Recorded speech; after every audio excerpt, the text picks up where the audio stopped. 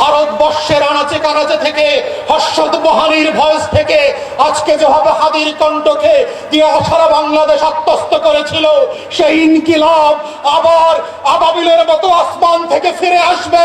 ইনকিলাব ইনকিলাব ইনকিলাব ইনকিলাব ইনকিলাব ইনকিলাব।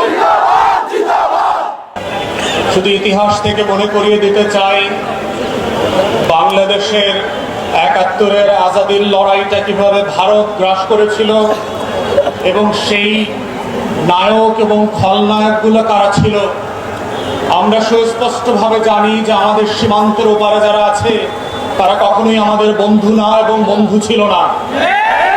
কিন্তু যেটা আমরা জানি না সেটা হচ্ছে আমাদের সশস্ত্র বাহিনীর মধ্যে কারা ঘাপটি মেরে দিল্লির খলনায়ক অ্যাসেট হিসাবে কাজ করছে।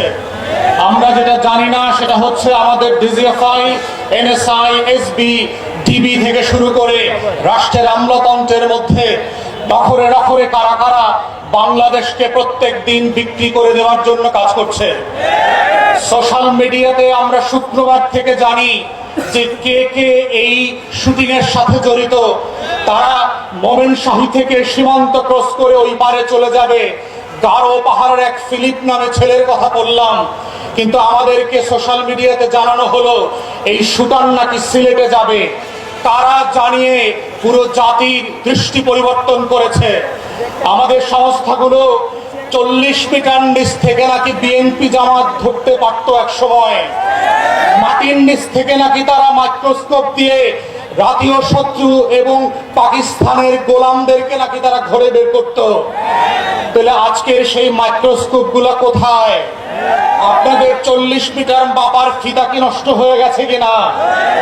যারা আজকে বাংলাদেশের ভিতরে বসে আমার আজাদির লড়াইকে ধ্বংস করে দিয়েছে, ৭১-এর পরেও আমরা দেখেছি বাংলাদেশে কিভাবে স্বাধীনতাকামী মুক্তির লড়াইয়ের সৈনিকদেরকে ব্রাশফায়ার করে ৩০,০০০ ৪০,০০০ মানুষকে এই আওয়ামী মুজিববাদীরা হত্যা করেছে। আমরা দেখেছি কাউন্টার কুর মধ্য দিয়ে আমাদের সশস্ত্র বাহিনীর ভিতরে শৃঙ্খলা বিনষ্টের যে নিরলস প্রচেষ্টা। আমরা সেই সময় দেখেছি কাদের সিদ্দিকের মতো এক গোলাম রাজাকার ভারতের, তার নেতৃত্বে কাদেরিয়া বাহিনী করে সীমান্তের প্রশিক্ষণ, টাকা এবং অস্ত্র দিয়ে আমার শত শত বিডিআর জওয়ানকে হত্যা করা হয়েছে। আমরা ৭৫ পরবর্তী বাস্তবতায় দেখেছি কিভাবে বাংলাদেশে রাজনৈতিক অনৈক্য তৈরি করা হয়েছে। এই প্রসেসের মধ্য দিয়ে পৃথিবীতে প্রত্যেকটা আজাদির লড়াইকে কিভাবে খেয়ে দেওয়া হয়। অথবা আজকে অভ্যুত্থানের পক্ষের শক্তি যারা ছিলেন, আপনারা যদি বোধ করে থাকেন ১০টা ২০টা ৩০টা ৫০টা আসনের জন্য ডানে বামে তাকাবেন, মনে রাখবেন বিএনপি জামাতের নেতাদের ফাঁসি কিন্তু আটকানো যায় নাই। আপনাদের বিভক্তি কিন্তু পুরো জাতিকে সর্বগ্রাসী ছোঁয়ার মধ্যে ফেলে দেবে এবং সেই ছবল থেকে কেউ বাঁচতে পারবেন না।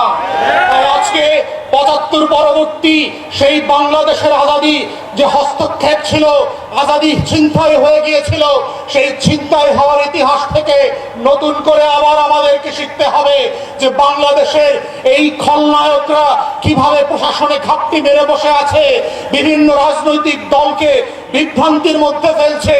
গণ অভ্যুত্থানের এক দলকে আর এক দলের বিরুদ্ধে বট বাহিনীর মিথ্যা পোস্টের মধ্য দিয়ে লেলিয়ে দেওয়া হচ্ছে, সম্পর্ক হানি করে বাংলাদেশকে রাষ্ট্র আকারে দুর্বল করা এবং এইখানে নির্বাচনকে ভণ্ডুল করবার যে আয়োজন চলছে এবং এর পিছনে যে বয়ানের রাজনীতি আছে।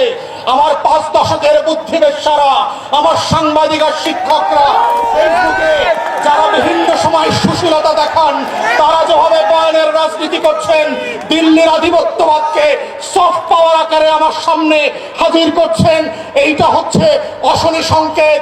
এবং গণ অভ্যুত্থানের তরুণদেরকে মাথায় রাখতে হবে যে অভ্যুত্থানটা কিভাবে আগেও আজাদির লড়াইটাকে নাই করে দেওয়া হয়েছিল, কোন কোন উপকরণ দিয়ে করা হয়েছিল, কোন কোন প্রতিষ্ঠানকে দিয়ে করা হয়েছিল, রাজনৈতিক দলগুলোর ভুল সিদ্ধান্তগুলোকে কিভাবে আবার আবার মঞ্চস্থ করবার চেষ্টা করা হচ্ছে, এটা বোঝার মধ্যেই হচ্ছে জুলাইকে ধরে রাখার একমাত্র শব্দ। আজকের গণ অভ্যুত্থানের শক্তিগুলোকে মাথায় রাখতে হবে। শত্রু সাপেক্ষে আমার বয়ানের রাজনীতি যেমন মোকাবেলা করতে হবে, শত্রু সাপেক্ষে আজাদির লড়াইকেও হেফাজত করতে হবে। এটাই হচ্ছে আজাদি ধরে রাখার একমাত্র বাহন, এর বাইরে আর কোনো লড়াই নাই। এবং সেই লড়াইতে আমরা চাই নতুন করে আবার ইনকিলাব জিন্দাবাদ হয়ে